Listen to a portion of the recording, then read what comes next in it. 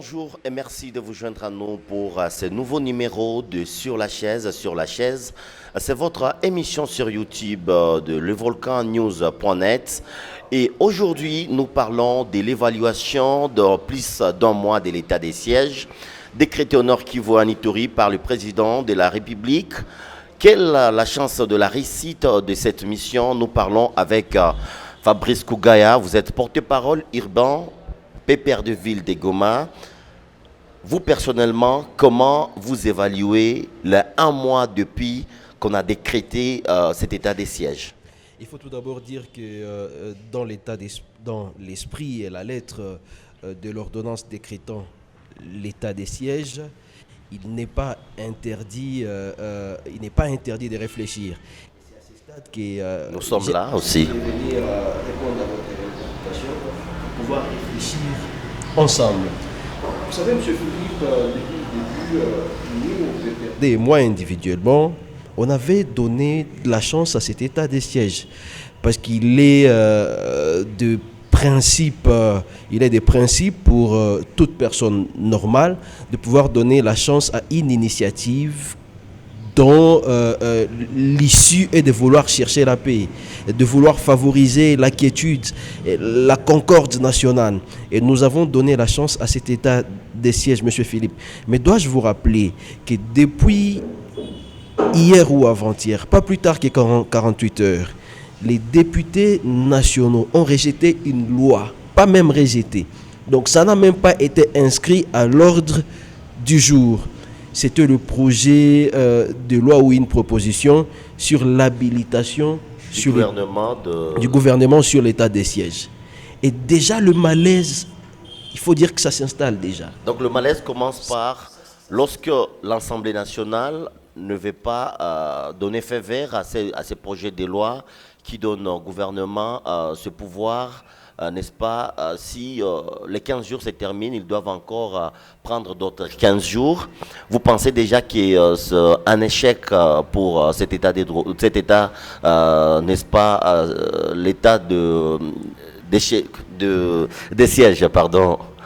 Voilà, c'est dans le même angle d'idée que je suis en train en fait, de vous suivre. Je vous suis dans votre angle d'idée.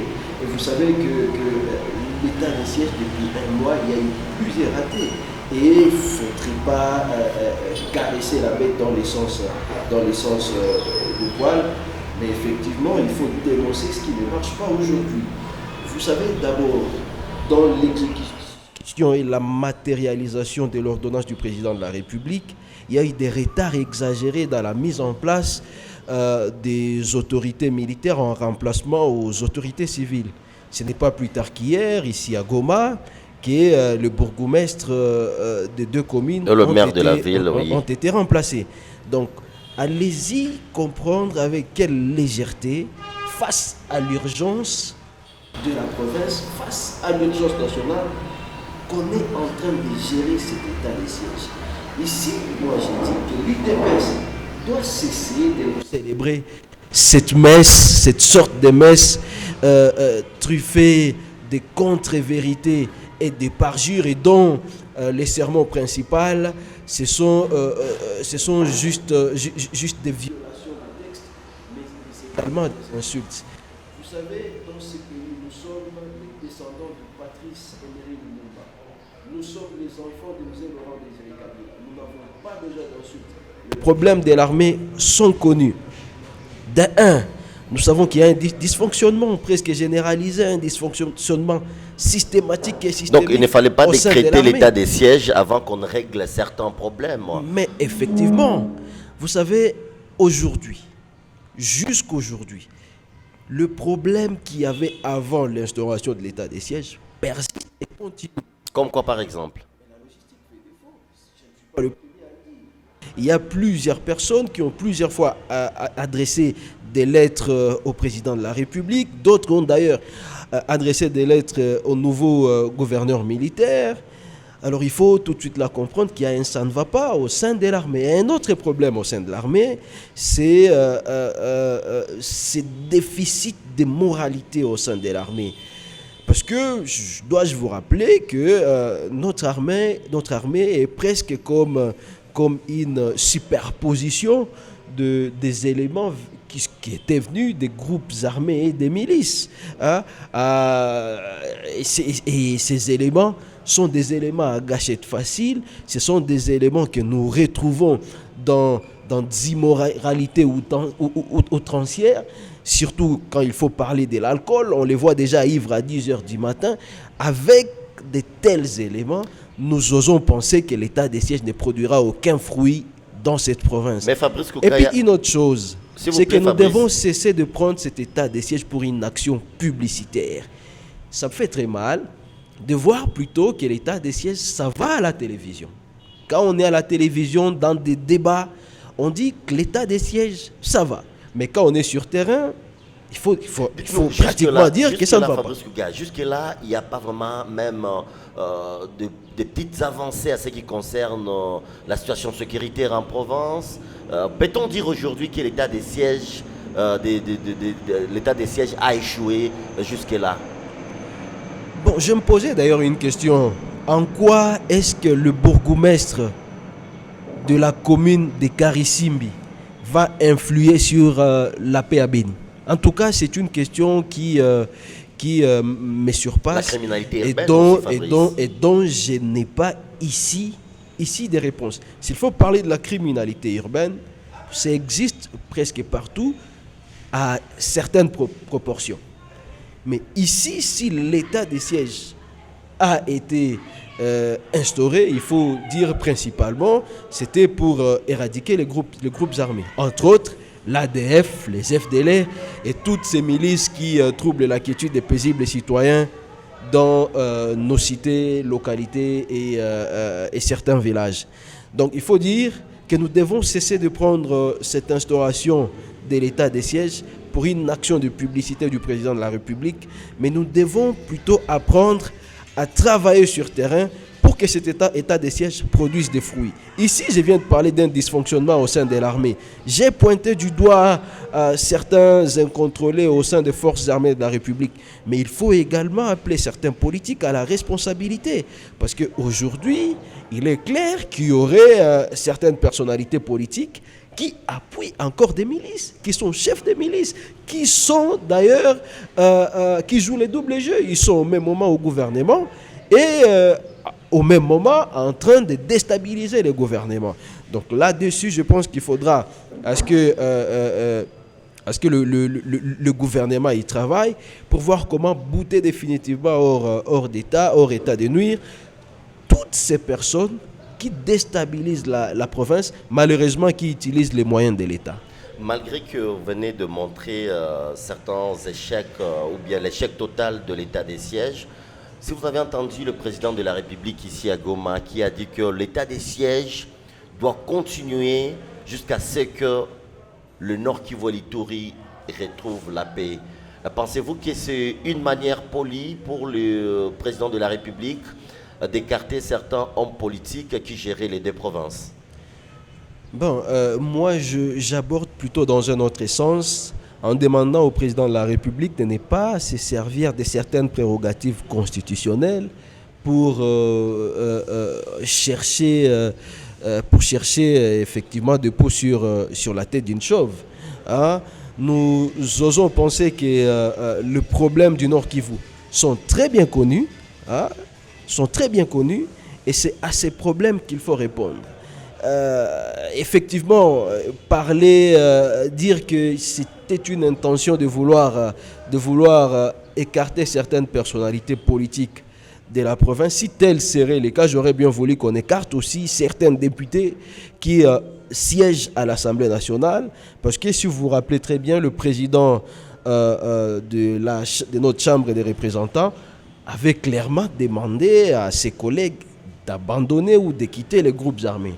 Donc si tel serait le cas, il fallait que le président de la République aussi regarde à l'Assemblée nationale pour voir comment écarter évidemment les complices qui appuient les groupes armés ici dans la partie orientale du pays. Mais je pense aussi que le président de la République, dans son souci bien sûr de pouvoir imposer la paix dans cette partie orientale, devrait s'appuyer aussi sur les avancées de son prédécesseur. C'est ce que moi je pense. Donc, chez son prédécesseur, il y a eu des avancées. Là, vous Je parlez pense- de Joseph Kabila. Effectivement, il devrait aussi s'appuyer sur les avancées de son prédécesseur.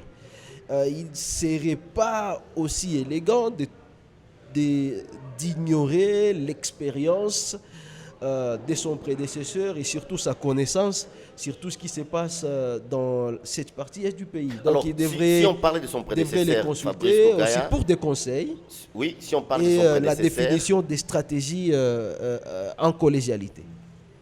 c'est une virgule. 18 ans après, quelles sont les avancées en matière sécuritaire ici au Nord Kivu qu'a laissé Joseph Kabila que Félix Tshisekedi doit suivre? Bon, vous savez, pour évaluer un point d'arrivée, il faut aussi voir le point de départ. Joseph Kabila a trouvé un pays émietté, de piécés, déchiqueté, un pays qui était à morceaux pratiquement, qui était à terre.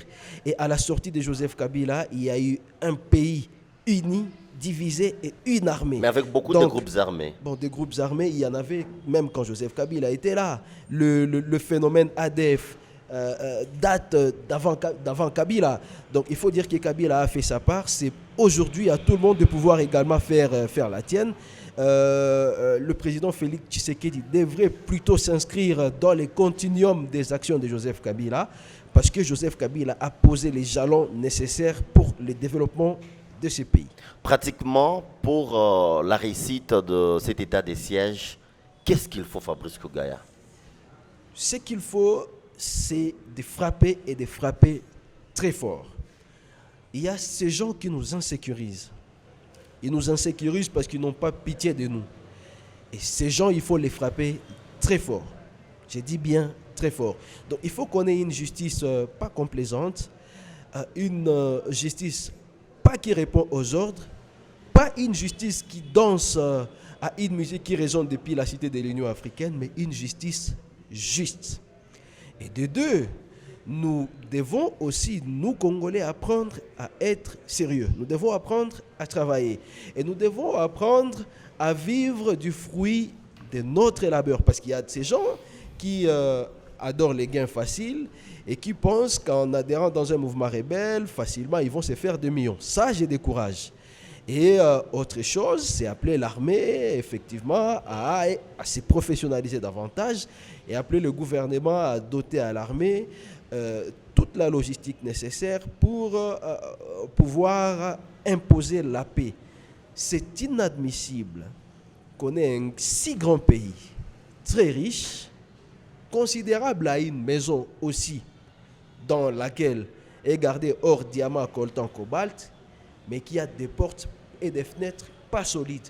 Donc l'armée, c'est notre bouclier et aujourd'hui, nous devons la professionnaliser davantage. Nous devons doter à notre armée tout ce dont elle a besoin pour pouvoir nous imposer la paix dans ces pays. Nous avons déjà une armée qui a la volonté, une armée Il faut qu'il soit patriote. seulement motivé. Mais nous pensons qu'il faut encore faire un geste. Là où Joseph Kabila s'est arrêté, il faut que Félix Tshisekedi s'inscrive dans le continuum de ses œuvres. Fabrice Kogaya face à nos caméras pour de questions simples et aussi des réponses très courtes. Fabrice Kogaya, qu'est-ce que vous reprochez au gouverneur militaire du Nord Kivu? Le gouverneur militaire jusque-là n'a pas fait de grandes preuves et jusque-là, je pense qu'il n'a pas montré qu'il est homme de terrain.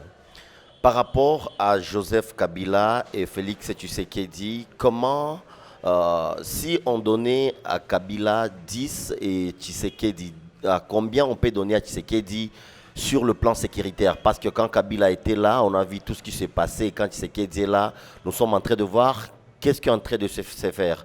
Dites-nous, quelle cote pouvez-vous donner à Kabila et à Tshisekedi à ce qui concerne le plan sécuritaire?